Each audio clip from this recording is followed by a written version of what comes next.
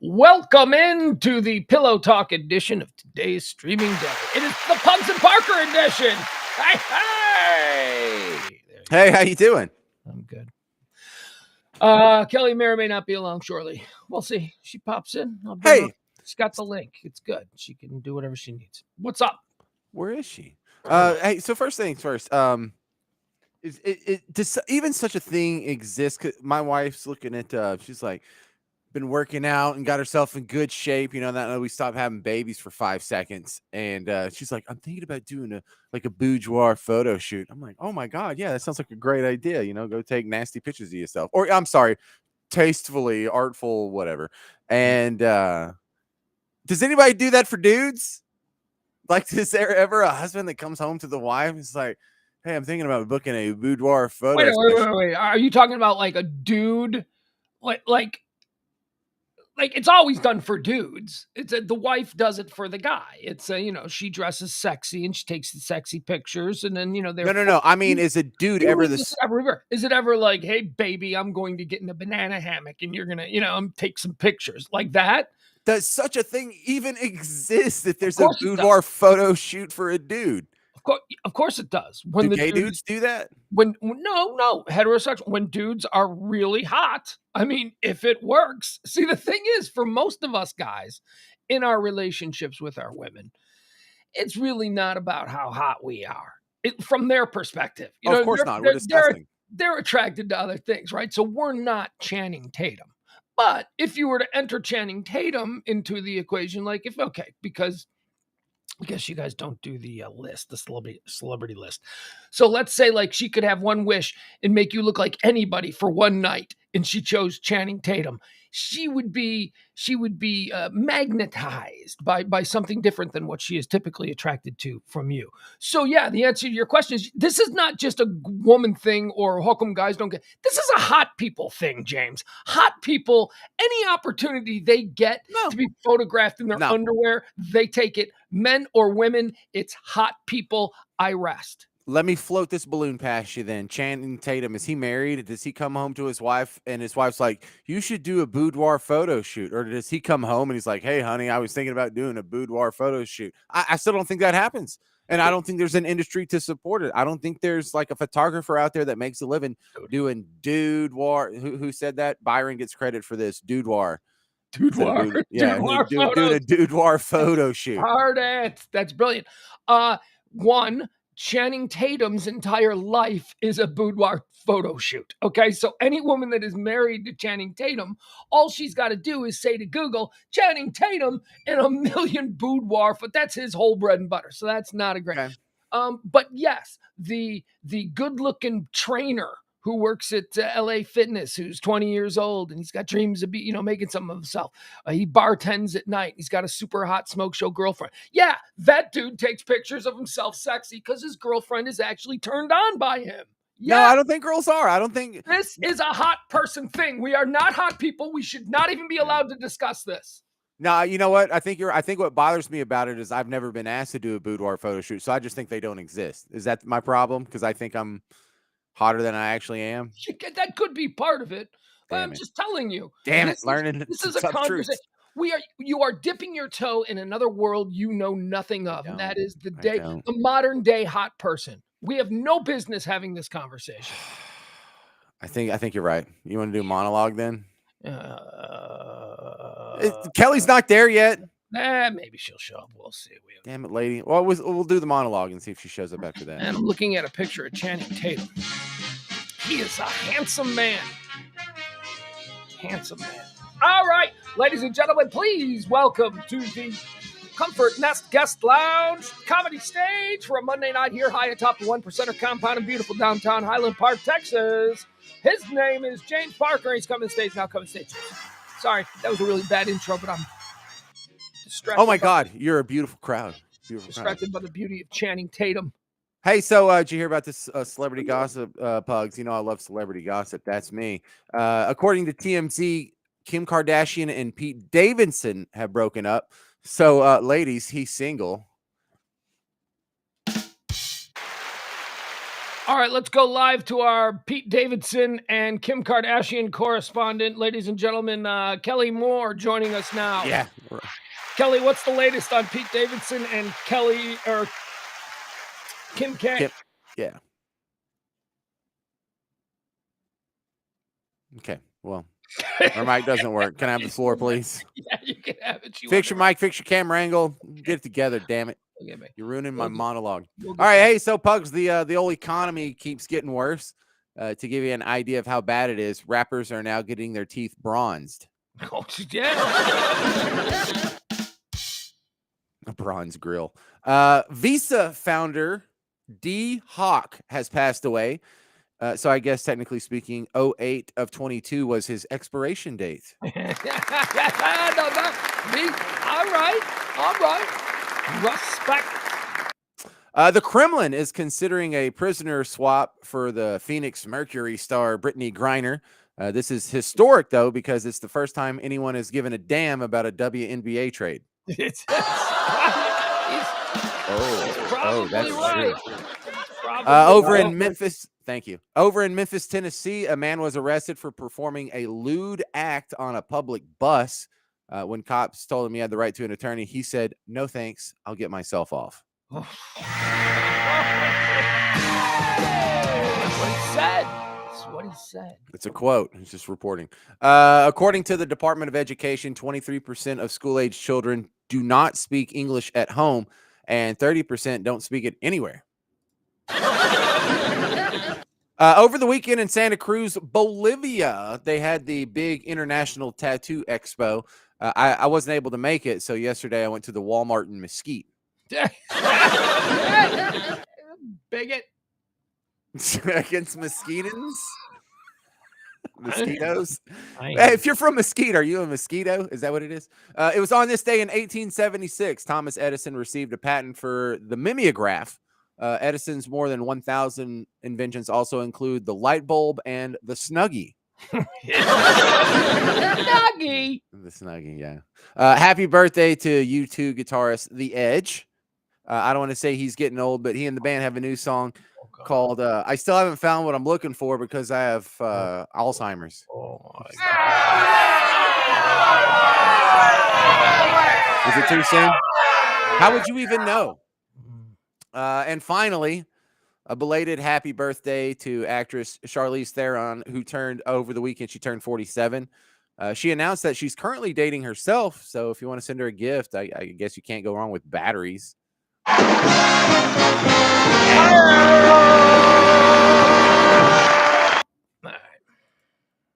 Where'd Kelly go?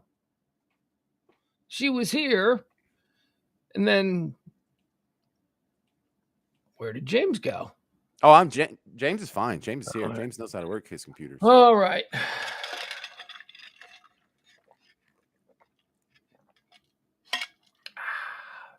While we wait and see what's going on with Kelly, should I send her another link? I think that's maybe something I should try to Same link works. Same link works because you've been through this. Okay. All right, go right back.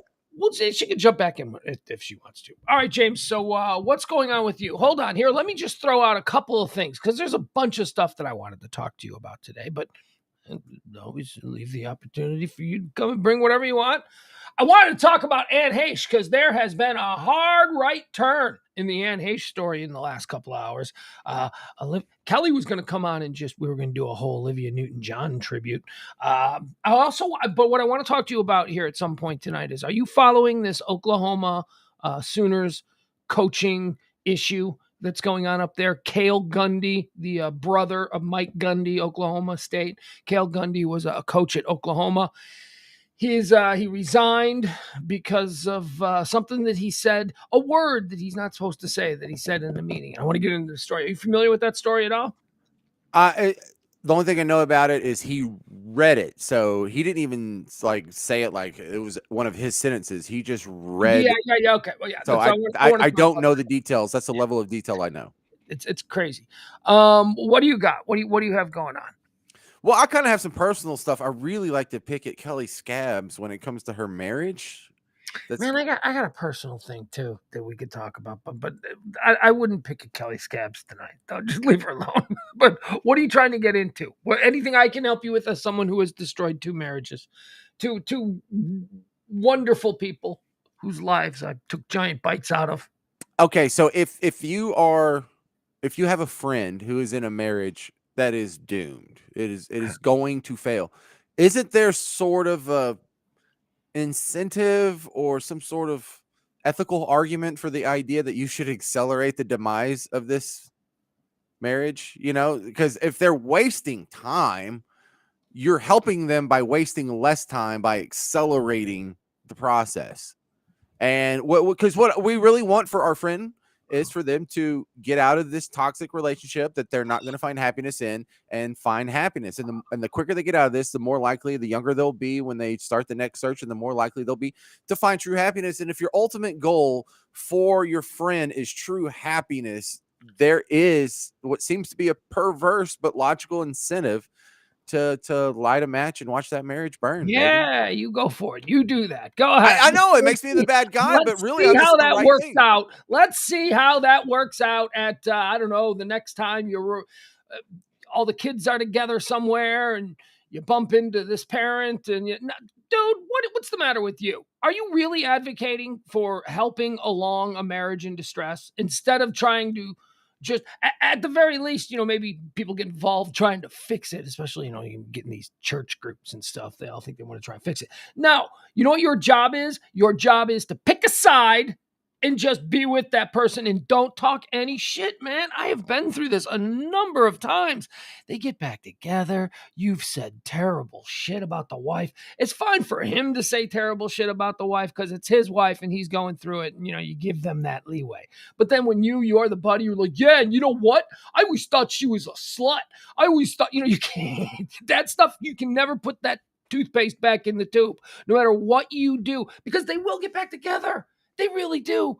Everybody who goes through a breakup, especially if they've been married, there's going to be at least a 2 to 3 month period where there's going to be weeks where I hate that fucking bitch to look who's showing up together at the barbecue. It's good. You're going to go through that. Just your job is to stay out, recognize it, try not to get hit by any flying debris, and pick a side and be friends with that person because they're going to need a friend. That's it. That's the best advice. Stay clear. I don't think that's the correct advice. I don't think I think that is not a path of less resistance, not least, but less resistance than just going in and I look because I like to be the fire hose of truth that hits people upside the head. Well, why do you need that? See, that's a you thing. That speaks more about what's going on inside of you and how we can talk about their marriage. Let's fix you that desire, the need to be the fire hose of truth. Nobody needs to be the fire hose of truth, but you Mm-hmm. do. So let's explore that. Mm-hmm. Let's explore that. Okay, look, let me take an extreme situation just to prove a point. And I know this isn't going to be like the average situation I'm talking about, but like if you have a friend that you knew growing up and like y'all reconnect on Facebook or you bump into her at the local hoot nanny or whatever, and you find out she's married to a guy that like hits her. Okay. I was like, she needs to get out of that, right? And if you can sort of stoke the fire that gets her out, wouldn't you be doing her a favor? Oh, Like, yeah. You want to end up on Dateline as body number 2. That's what you're gunning for. What are you, a fool? What do you get involved in people's horror shows for? You meet some chick in a hootenanny who's getting beat up by some dude you don't know, and your first thought is, let's piss him off? well, What? I'm not going to go slash his tires, but What are you look, gonna do? What are you gonna do? Or give me an idea. How are you gonna lay a little kindling underneath this uh, about to be roaring fire of a marriage? man, see, this isn't What are you gonna do? this This scenario that you painted. cool. No, no, no, no. Look, Hootenanny look here. girl, I you know hit what I me. do. Look, Okay. it's not what would I do. It's what have I done in similar scenarios. Oh, I love it. All right. So first thing you do is you play the nostalgia card. It's like, you know what? I knew you when we were growing up, and you are not the kind of girl that would sit there and take that. You were not like a victim. You're not an abuse victim. And I figured if someone ever laid a hand on you, you would leave them in a heartbeat because Okay, you're so better time than out. that. You've moved the goalpost a little bit from what I understood. I was assuming that this was just some strange woman you met for the first time at a hootenanny, and she told you that. Now you're saying that it's someone that you've known your whole life. Okay. So now I've got to recalibrate. Continue. Okay, fair enough. So I don't have to get involved. I don't have to go anywhere or do anything or fill out a form or throw a ninja star or anything. I just have to plant some seeds in the friend's head. And if for future conversations this happens to come up or I find an opening to bring it up, I feel like there is a service that is done because people. The thing that bothers me is when people tell you things where they know this marriage is going to end, but they're just setting on coast for now because they're like, well, I don't have like $5,000 to get a retainer for an attorney, or Yeah. we're just, just whatever the excuse is. Dude, that And is a little more than half the married people are going to be divorced in the next 2 years. Half the married people That's what well, the divorce rate is in this country. So pick your shot, homeboy. I mean, you can pretty much choose anybody. Who's most okay, so look around at the people you know. And I mean, I don't know if you're comfortable naming names, but of the people you know, who's most likely? Like of the married couples that you know, is there one in particular that you and the wife? Well, and it's unfair because there's you like just five of them. really No, because you just moved. I was gonna say you just moved to Tyler. You might not know all that many people yet, but oh yeah, I already know half the people here. then you Just grew up about. there. I mean, not really, but no. Look, I'm including our friends in New Orleans and whatnot. But let's turn the camera on you for a second. I hope you don't mind. In your marriages, Mhm. would you have been better off if your marriages had not gone on as long? Like you knew they were doing marriages, and did you put it off too long? Was there a little bit of agony, or if someone had accelerated the process, would you have considered that a favor in hindsight? No, No. absolutely Okay. not. No, I would not consider anybody getting involved when my shit was hitting the fan in both times. Anybody from the outside getting involved, being seen as an instigator. So, oh, no, no, no. People are on edge, man. That's how you get killed. That's honestly how you get killed in this day and age. Some dude, you're all sitting around your house, someone's playing a piano, the wife's cooking, you're watching soccer because that's what you watch. And all of a sudden, some dude pulls up in your driveway, kicks in your door, and kills you because you were messing with his marriage. I would have gone nuts if somebody had messed with. So no, I don't consider my marriages were perfect. They were perfectly organic. They ran their course, beginning, middle, end. Nice. We're out. We're all friends. Everybody's good. Nobody's hurt. Would you have rather been in the failed marriage for longer? One of them, I won't say which, but one of them, yeah. All right. Well, look, I'm testing my theory. That's why I bring it up on this show. It's going to get knocked back down No, to hypothesis, but I'm terrible. not totally letting go of this. Once again, for people who may not understand, James's theory is when you see one of your friends' marriages falling apart, And it's is bad. It's like abusive. Like they bring out the worst in each isn't it other. isn't it Neither on one of them are you? happy. Isn't Right. it upon you to rush the process along? Of which I say absolutely not. You do not get involved in other people's business like that. If you are a friend, you are a friend to the person going through that. You offer them sanctuary. You offer them. You're not going to offer them an ear or a shoulder to cry on, but normal people would. And that's what you do. That's what you don't do anything to try and push it along. What if it's kind of fun? I don't. What do you? Are you writing like a Farrelly Brothers script? I mean, what that Man, I sounds like? might. That sounds like something, a scheme that a couple of guys would get into, and the hijinks would be awesome. Is that it? Is that all you got on that? Well, that was from the personal can. Did really Kelly didn't figure it out? What happened? Oh, she know. I don't know where she is. She All was right. she was saying she had a little. She was having an issue earlier, so it was going to be sketchy. But that's why I didn't. We'll see. Is it She could pop in if a she pops in. All right, I got something. I want to talk to all you. right? Is this the Anne No, Hesh? no, no. This is just a personal thing. You and me, just grown ups, normal everyday life stuff. So I spent the last we spent a lot of time in the car, my kid and I, over the last 5 days. A lot of time driving around. We did a lot of things. We went to a lot of places, a lot of times in the car. My kid is 13 years old. You have what? You got a 12-year-old? That's your oldest, Rex, right? He'll be 12 in a couple weeks. Okay. Yeah. And So everybody, right now they're 6, 9, 10, 11. okay. I'll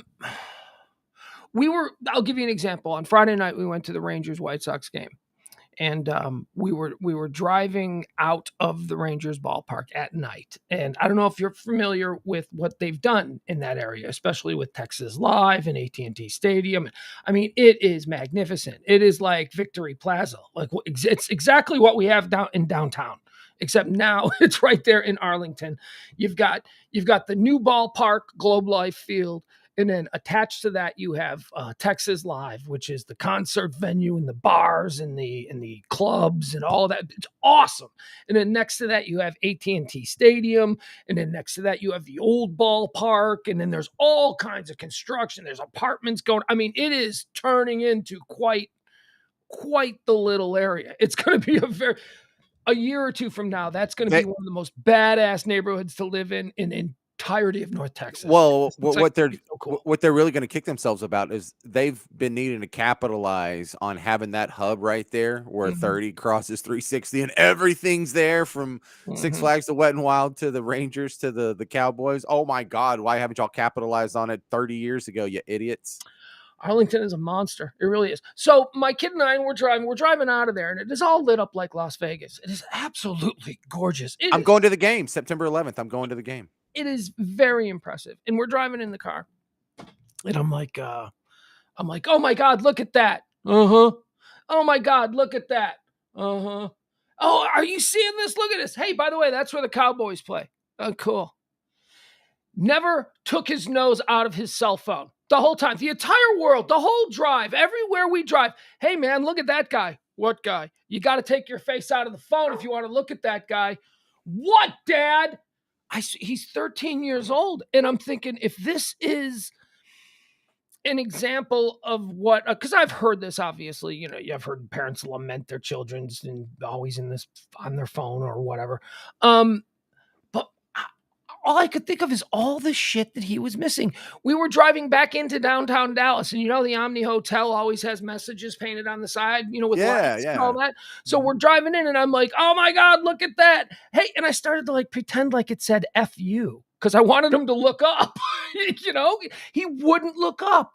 And I'm just thinking, when I was a little kid, when I was 13 years old, and I would go to downtown Chicago, and especially if I found myself in downtown Chicago at night, how dazzling the lights were and how it just seemed like a completely different magical place from my little suburban bedroom. You know what I mean? It was this exotic, cool place.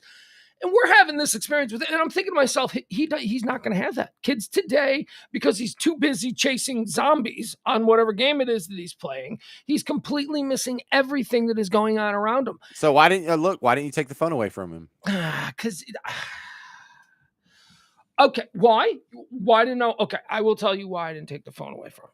I take the phone away from him. Then we start screaming at each other. I'm driving down the road at 60 miles an hour. Now we're screaming at each other. I tell him to don't talk to me that way. Then he says, I'm going to talk to you any way I want. And then it's, the two of us screaming at each other, yelling. And it's just that's why, because while I'm driving, I can't have a fight. You don't do the ransom thing. You don't do that. Look, I'm taking your phone away.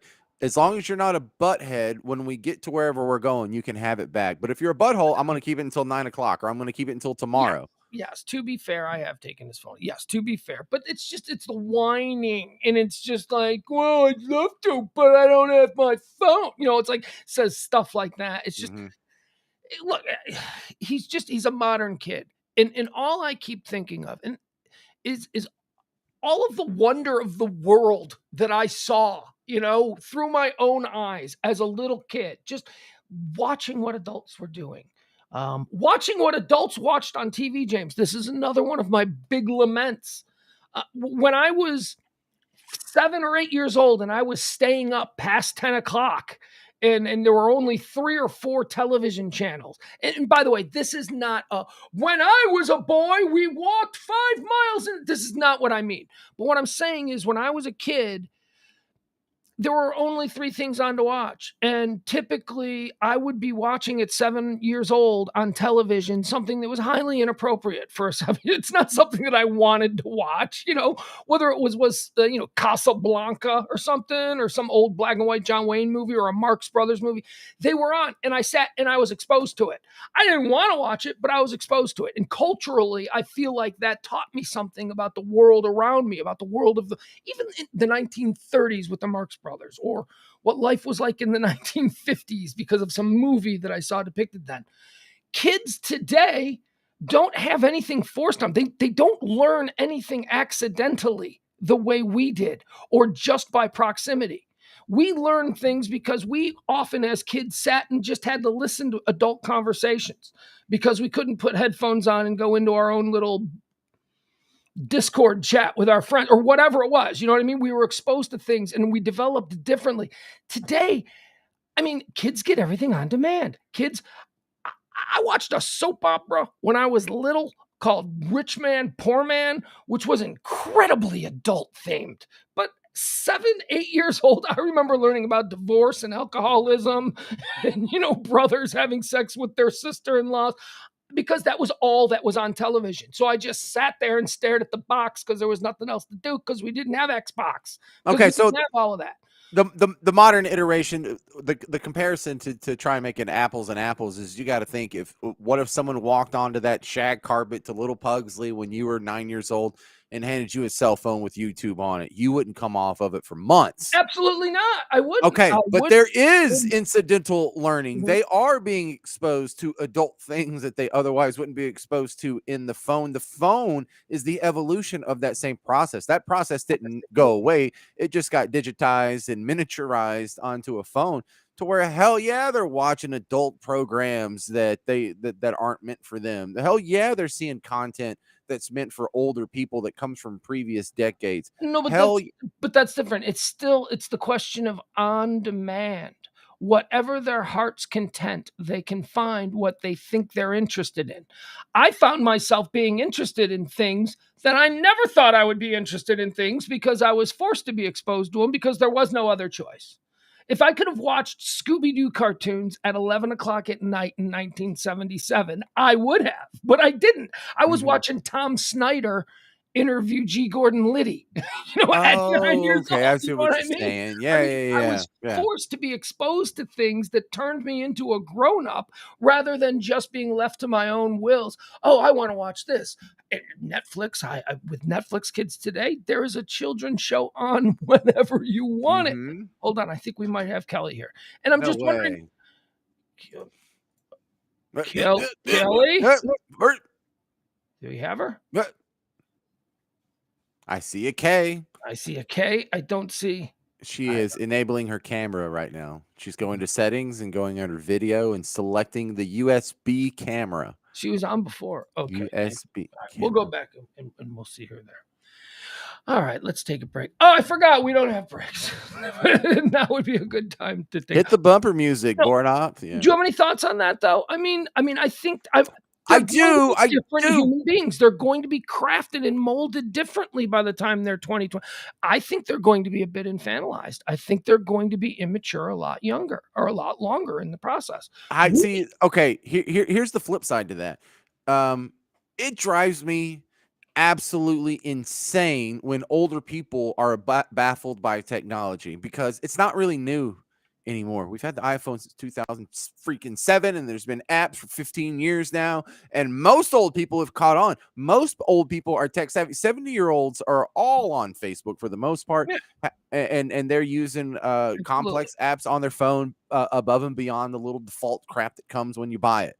So we're running out of excuses for you know technical infantilism. But what looks like infantilism from the latest generation Z, is just the adaptation of hell yeah, they're on their phone. Yes, this is what new behavior is. You being sucked on your phone all day, every day, because that's where everything is. It's not that they're Yeah. being antisocial. It's that social has moved onto their phone. They're more social than ever. Yeah, they're missing you seeing the guy, the hobo that's got the funny, the homeless people that write funny signs. Yeah, you're missing that. But meanwhile, he just sent out a tweet of a trick shot that he did with his camera at the playground, and 12,000 people are seeing it.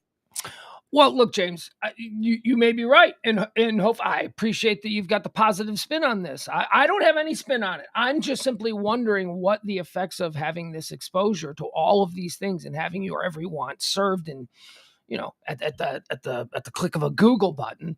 I wonder what kind of effects that's going to have. And this goes back to what we were saying about us being that generation. We are the generation that lived half our lives in the analog world and then in the digital world. We don't know what the first generation Gen Z of human being who was completely crafted in the smartphone digital connectivity world is going to be like. We're in the middle of this now. This is because of who we are. 50 generations from now, 20 to 200 years from now, we'll know that it's fine, or we'll know, but right now we can have these concerns because we don't know. Well, rest assured, some kids are absolutely wasting the gold mine of information that is at their fingertips 24/7 with access to the internet. All they're doing is watching the Kardashians. Dumb kids gonna be dumb. Smart kids get smarter, maybe. Yeah, but for those kids who are properly motivated, have the intellectual curiosity, the tools that they have at their fingertips to reach their full potential is gargantuan compared to every other generation in human history. And as soon as these people grow up from the first digital age on, and it's not that they have to master the digital world, it's that they're natives to the digital world. We're going to see the bell curve sort of flatten out, and there's going to be some super geniuses doing some super genius stuff because of the information tools that they've had at their disposal from day one. And we're about to spill into that. There's going to be new inventions, there's going to be new innovations, there's going to be new technologies. They're just going to keep popping up because some people get their little heads so wired. I do. I love when I see like depictions or hear quotes or stuff from cigar chomping old men who say stuff like, everything's been invented. The app thing is dead. Yeah. There ain't going to be any new apps. They said that with the .com, right? The internet's just a fad. In 1998, all the .com ideas have been created. It's like 1998. Really? I can't think of another thing that they can do. Yeah, you can't think of it because you were born in 1932. That's why you can't think of it. Yeah, anyway. All right. Hey, yeah, and like John died. You want to talk about that, or do you want to keep going with this? Well, I was just going to throw it out there. For those of you in 1998 who said all the .coms have been thought of, we still haven't come up with my app for the genital swap app for the trans men and the trans women. Just hook them up, and I'll take that. You keep that. You can have these. I'll take that. Swap straight up. I think that's more of a medical slowdown. I think it's the medical part of that whole thing. The app is easy to make. It's the actual transplanting of organs, I think, that is the holdup. Well, trans community, you're welcome for the idea. For the idea. All right, Olivia Newton-John died. Now, the reason that Kelly was going to... Now, let's go live to Kelly Moore, our Olivia Newton-John expert. For real this time? I don't know. She's connected. Is she there? Well, you can see when she's backstage if she has a camera or not that's working. This is her tribute to Olivia Newton-John. Okay. Thank you. Yeah. She must not have thought very highly of her. Oh, no, she's going back. Okay, so the entirety, as someone who was born in 1977, so you can go ahead and put me in that box because I fit it pretty well. The only thing I really know from Olivia Newton-John is Grease. That's it. Really? So I know Hopelessly Devoted to You. You're the one that I want. Grease. You don't know Physical? I know the song Let's Get Physical. I kind of remember when it was a thing, but I was like 3. You don't know Xanadu? You don't know. I'm aware it exists. I was 3. I was 2. I know the song Xanadu. I know there's roller skates involved, and I probably saw it. I probably saw it sitting in my mom's lap, but I don't remember that crap. Roller skate and stuff. Yeah, I don't know. Okay, so I'm a little bit older than you. So was she like a big deal? Was she a big deal? She was the biggest deal of the big deals. For like what, 2 years? 3 years, I would say, between maybe 1978 and 1981. Olivia Newton-John was the biggest deal of the biggest deal, and then Madonna showed up, and it was just like she was like, "All right, and I'm going back to me." I don't feel like dressing like a whore. Thank you. No. She. Yeah, really, because she did a lot of sexy stuff, especially towards the mid 90s. Oh, look, Jeff says 5 Grammys. She had 5 Grammys, huh? Church Album of the Year. Nice. Let's see here. Newton-John released her first solo album, If Not For You, in 1971. The title track, written by Bob Dylan and previously recorded by former Beatle George Harrison, was her first international hit. I don't know what was the first international hit. If Not For You. Oh, yeah. Oh, I remember that. Oh, shit. I gotta let my dog in. All right, hold on. I'll be right back here. CeeLo's going to eat him. Hold on. Maybe Kelly will show up, but just in case. No, she won't. No, she won't. It's just a disappointment all the way around. Yes, she was in the movie Grease that was about the high school kids, but were all played by 40-year-old actors, which when you're a kid, when I first saw it, I didn't know. That's what all high schoolers look like grown-ups to me anyway. They're all like 6 feet tall and 100 for all I know. But yeah. Yeah, so Olivia Newton-John, don't make fun of me. She was not a big thing for most of my childhood, just when I was like 3. And I watched Grease like 100 times because my mom's a big fan. So she made me watch it a bunch when I was a kid. So I know all the songs. Grease Lightning and all that stuff. Stupid. It was stupid. Now when I go back and look at it, it's like everything I see from the 70s and 80s. It's like, you guys are just on cocaine. Like every single one of you.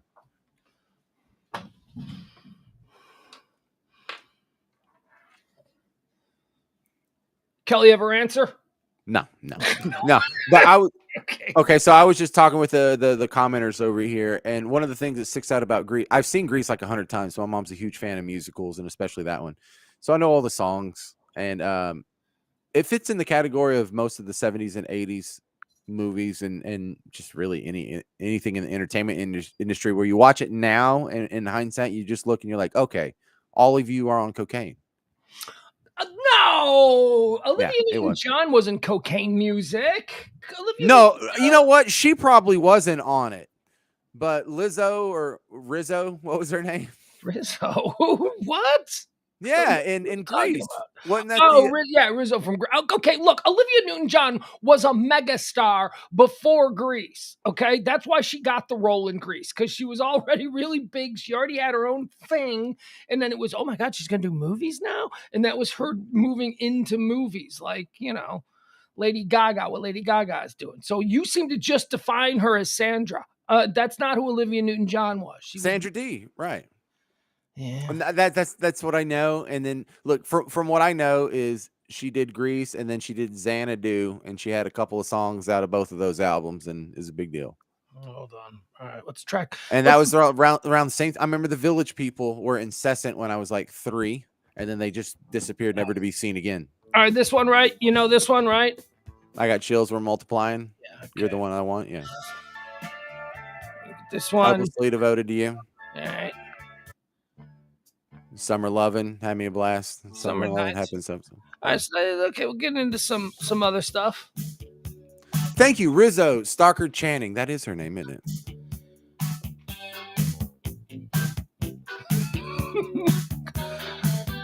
Come on, Jog in Place. This was an anthem for aerobics, man.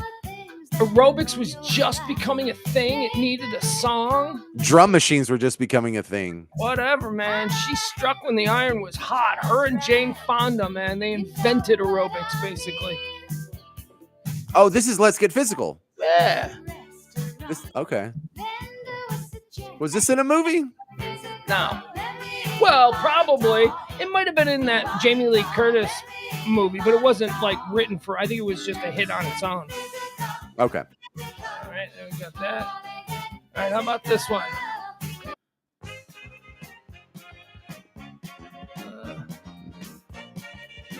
This is also from Grease. Never mind. All right, here's one.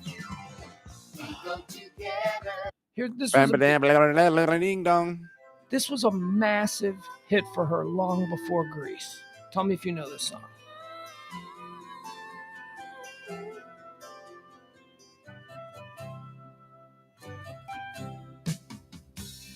There was a time when I was in a hurry as you are.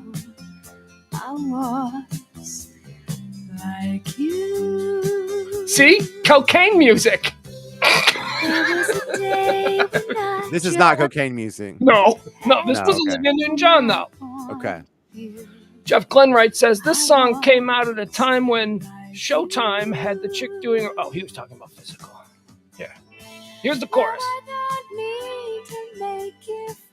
This is what you would remember. She's super wholesome girl next door hot, huh? No, she's yes. Who then turned slutty hot in Greece, and everybody was like, okay. All right, here it comes. This would be what you would know.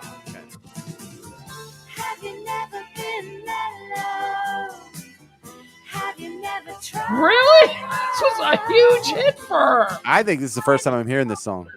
Well, it's still a banger. All right, let's see. You're the only person who makes me feel young. All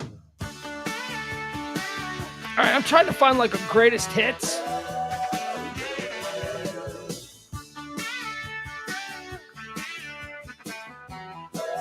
All right, hold on.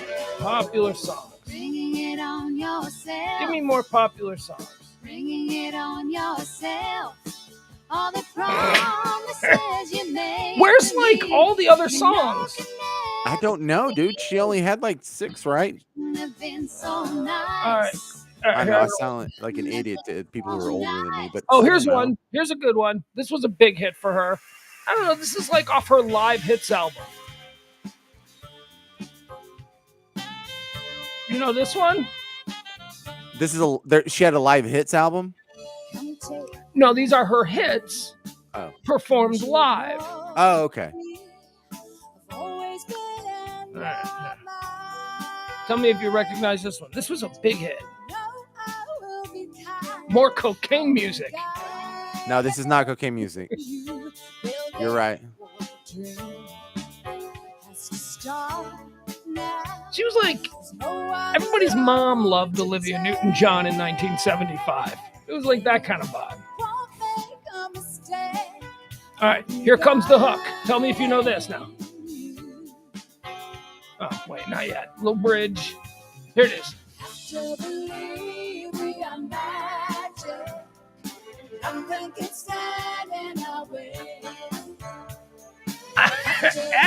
No. I don't think I've heard this ever either. Now, why are y'all over there with Xanadu? Like, Xanadu can't be good.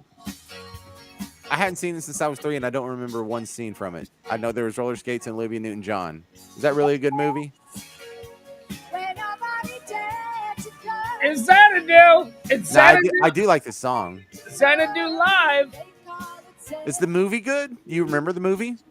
Roller skating. Something about roller skating. Bro, I went roller skating yesterday.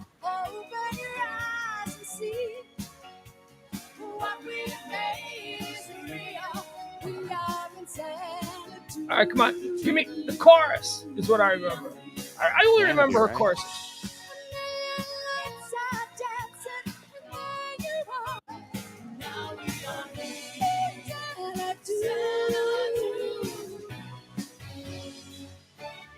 All right, Xanadu kind of sucks. This does suck. This is it was fun for a little bit, but it went nowhere.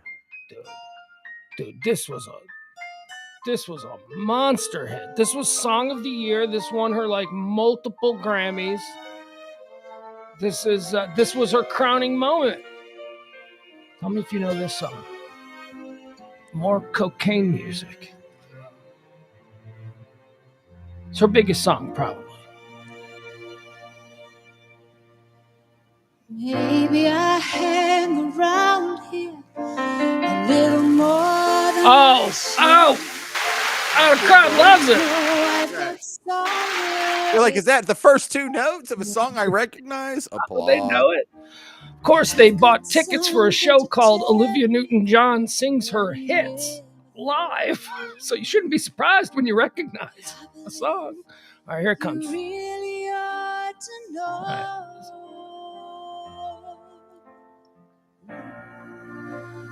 I love you. I honestly love you. Oh, come on! All right, I never heard this and it sucks. Yeah, well, it does suck, but it's like It's like a huge love song. This was like Song of the Year and everything in 1974. And then, Trash of the year. Yeah, you must be on cocaine if you voted for this. yeah. Not if you made it, though. All right, let's see what this is. Oh, here's another one. This was a big one for her. This is just all adult safe music, though. It's like the female Jason Mraz. Yeah. Non-threatening, non-vulgar. All positive and upbeat. Yeah. Did anyone ever break up with her? Oh, did anyone ever? I'm shocked. All right, there you go. All right, so all right, can't play anymore. I've been playing way too much of that stuff. All right, she's been battling breast cancer for years. It then spread to her spine. She beat it. She went and she did a residency in Las Vegas. But James, Olivia Newton-John got, I'm not gonna say hotter, but good Lord, man, gorgeous right up until the air. Let me play you some old late 60s because she hid for the last couple of years. So I'm guessing that she probably was sick. But here, let's look at some of these more recent Olivia Newton-John pictures. She was gorgeous, man. Probably one of the first women, I don't know, from when I was little, like one of the first women that I was like, oh, okay, she's really attractive. So look at this. This is like a 69, 68-year-old woman right here. Here, check this out. I mean, I know you know what she looks like. But I do, but before you even show a picture, she has a beautiful face. Great. That's fine. Beautiful hair, whatever. My concern with her that gives her any demerits, and I am loath to say anything because she's an absolutely beautiful woman, is the lack of curves. Well, lack of curves. Well, I thought she showed off her curve. Look at that. That is, if you're looking that good into your 60s, good Lord. Yeah, that's amazing. I thought her curves were pretty good. All right, these aren't her anymore. Oh, there she is. I thought her curves were pretty good in physical. Here, should we look at her curves in physical? Let's see, because that's when she wore the bodysuit. I remember her having nothing in Greece, and my mom made me watch that 100 times. Well, you do like a curvy woman. You do like. Well, I always found it interesting. Like, hey, some of you ladies got good news. No boobs. She's got no boobs, James. That's exactly what I'm saying. That's exactly what I'm saying. So I I'm just like, have implants. Hey, good news, Olivia. If you just go out and like eat some pizza or something, you'd probably look better. Look at that. That's nothing. That's drywall, Pugs. My wall is jealous. My thigh is pretty sexy. That neck is, and shoulders and faces. Oh, you're nuts. You are nuts. All right, now, granted, she's got small breasts, but I don't mind that. That's not got nothing. She has to have bigger boobs than you, Pugs. You're my cutoff. You're the ruler by which I measure women. Admit I'm the stop. Okay. All right. Well, whatever. She's dead now, and she was awesome. And her husband, you made mention, about her husband, dude, or the dude that wasn't her husband, right? I don't know that story. Oh, I thought you said that when you said, did anyone ever break up with her? I bet nobody ever broke up with her, and I laughed. I thought you were referencing. Oh no, I know she had a bunch of breakup songs like in Greece and stuff. Oh yeah. Like Taylor Swift. Like I wonder if anyone ever broke up with her. No, dude, her boyfriend like 10 years ago went fishing and never came back, and they've been looking for him all around the world for 15 years. I think he's been declared dead, but it was always the joke that, he was just trying to get out of, because he was supposed to get married to Olivia Newton-John. And then he just went out fishing with his buddies, and he never came back. Now, I don't know what. Wasn't she adorable in Greece, though? Like, didn't everyone want to find a Sandra D in high school to be your girlfriend? And you know what? She was like 30 when she made Grease. She was like old. She was like playing a high school girl. All right, here, let me read this. Dame, she's a dame. Look at that. She's been whatever. They have royal titles in Australia. Isn't she Australian? Well, she lives in Australia, but she's a citizen of the United Kingdom. She or England. She was born in England, and then she moved to Australia. She's a royal subject. Okay. Yeah. Dame Olivia Newton-John, ACDBE. Don't know what any of those things mean. British Jack Squad, Australian. We're Americans. It doesn't mean anything. It means nothing. She was a British Australian singer, actress. She was a 4-time Grammy Award winner whose career included 5 number 1 hits and another 10 top 10 hits. That's 5 number 1 and 10 more. Damn good. That's 15 top 10 hits. That's pretty. It's bigger than I would have guessed. Yeah. Credit. Let's see here. What else does it say? In 1978, Newton moved into film, starring in Grease, whose soundtrack remains one of the best selling in the world. Okay. Yeah, I'm trying to find where her husband was, or the dude. Oh, don't go for the one scandalous thing in her life. No, it's just interesting. And I was talking about it earlier today with Ed over in the big house. And we didn't know how it resolved itself. Like, did they ever find that guy? Was that a thing? It doesn't matter now. She's gone. But that would be interesting. What if she had killed him and got away with it? Hold on. Well, she didn't kill him. I don't think She might have. I don't know. Wait a Sent him second. to the Gators or whatever. I don't see anything about it. I wonder if they got rid of all that stuff off of her Wikipedia page today. I mean, it'll be back, but like family going through there. Leslie says he was found in Mexico. He was found in Mexico? That's what Leslie says. And if it's in the comment section, it has to be true. Alive or dead, Leslie? I need to know. Why are they all on YouTube today? Is the Facebook not working? No. Is that a thing?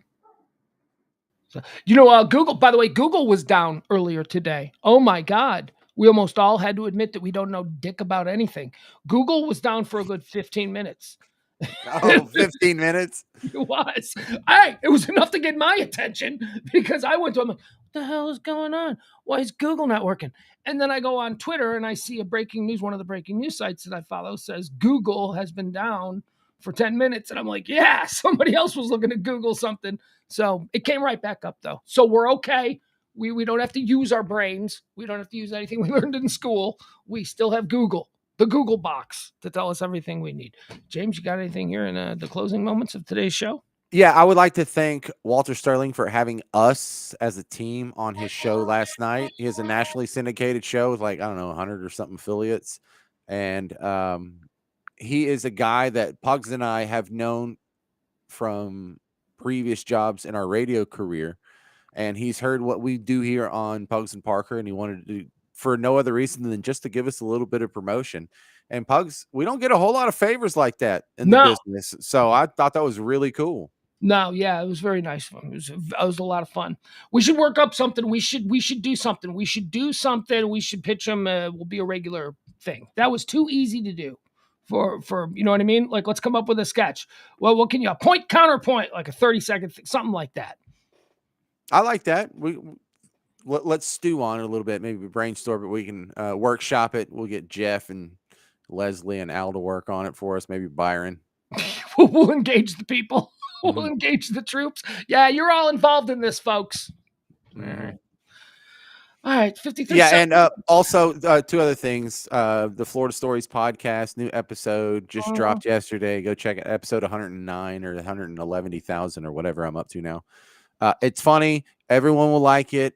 It's nonpartisan. It's evergreen. It'll be funny a year from now. Go check it out, but share it out on your social media. And then down here at the bottom where it says help the show continue streaming, Pugs Moran on Venmo, PayPal, Cash App, all that good stuff. Your donations mean so much. And you heathen bastards. I know you didn't go to church yesterday and put any money on the plate. No, you didn't tithe properly. No. And look, if you're not going to give it to God and Jesus, you might as well give some of it to me and Pugs. So yeah. This is you. This is what you should be doing, dropping money on the plate, but you don't believe in God or whatever. So so that's cool. Just throw that money this way. You don't want to waste it on Baptist or whatever. So give it to us. It'll be your gift back to the world. So, James, I went and saw Bullet Train, the new Brad Pitt movie, the other day. Bullet Train. Have you seen anything on this Bullet Train? Do you have a boy that wants you to go see Bullet Train? Because I have a 13-year-old boy who acted like Bullet Train was the most important thing ever. Did we already talk about this? Because did we talk about it last night? Yeah, we last night, but there was nobody listening. Okay, because I think you were the one who told me this, but this is a setup for a franchise, possibly. Feels like it, felt like it, and I am all in. If they start cranking out Bullet Train movies like they are Fast and the Furious movies, I am all in. What was the premise of the show? What was the premise of the movie? Premise of Bullet Train is that Brad Pitt plays a world-class assassin who's going through some things. He's trying to become a better person. He's in therapy, and he doesn't want to use a gun anymore, and he's doing one last job to ease himself back into the business. But he's balancing this new self-help kind of stuff he's going through with his job of being one of the world's most ruthless killers. So he's got a job that he's being given. He's got to get on this train. And he's got to steal a briefcase. There was a briefcase on the train. He must steal the briefcase. Unbeknownst to him, the briefcase is also being pursued by every other assassin in the world who are all on this train speeding through Tokyo at 200 miles an hour the entire time. So it is nothing but like crazy fights from every car on top of the train all over the place, knife fights, saber. There's a snake. At some point, there's a venomous snake that's loose on the train, and people have to stop fighting because the snake is there, and they all have to. Jesus Christ. It is. Now look. Here's what I'm going to tell you kids about Bullet Train. If you sit down in Bullet Train and you start putting the whole plot thread together and you go, but wait a second, how can this? Oh, shut up and sit down. It's like a Fast and Furious movie. Just enjoy it. Just turn your brain off, idiot. Yeah. Just let it wash all over you. And I'll tell you this. Brad Pitt is one charming son of a bitch.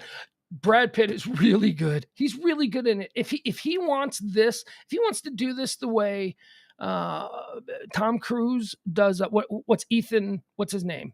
Ethan Hunt. Mission Impossible 19 or something. If he wants Ladybug is his name, his code name, because he's Ladybug is the name that he goes. It's the only name we know the Brad Pitt character by is Ladybug, because that's his assassin code name, and he's called Ladybug because he has convinced himself that he is the most unlucky assassin in the world. So Sandra Bullock, who is his handler, who we never see, we only hear her in his earpiece. She's talking to him throughout the whole movie. She is trying to give him self-confidence. So she calls him Ladybug because ladybugs are lucky. Okay. They have great chemistry. They're, man, Sandra Bullock and Brad Pitt. You get these two for like 2 hours and 9 minutes. It's basically those two talking to each other with Brad Pitt. It's an earpiece, so it's Brad Pitt talking to Does anybody hate Brad Pitt or Sandra Bullock? No. Everybody likes them. Everybody's at least neutral. At least neutral on them. Not even. Everybody likes them both. And if you're saying that you don't, you're lying, because neither have done anything to make anybody hate them. You're just being a contrarian dick is what you're doing. Exactly. Yeah. Brad Pitt's just a big, dumb stoner, surfer, handsome guy. You know, if you from hate him, Missouri. Yeah, from Springfield, Missouri. And Sandra Bullock is just like, I have a little bit of an issue with Sandra Bullock that she would marry that Jesse James guy. So that makes me think that she's not what I think she is. You know what I mean? He's like doing and do. And he's marrying Sandra Bullock. Like when Christina Hendricks ended up with that dude that was looking the window in Super Troopers. I was like, what is going on here? You're supposed to be my beautiful princess, and you're hooking up with this guy looks like Sloth from Goonies. This tells me that all that I have projected upon you that I want you to be might not be true. That you might actually be your own person outside of this. Yeah, you might be a fallible human being capable of failure and bad decisions. That's so weird. It's why people got so mad when Britney ended up with Kevin Federline. It was like, wait, she was a virgin and now she's with Federline? What? You're following her on Instagram, right?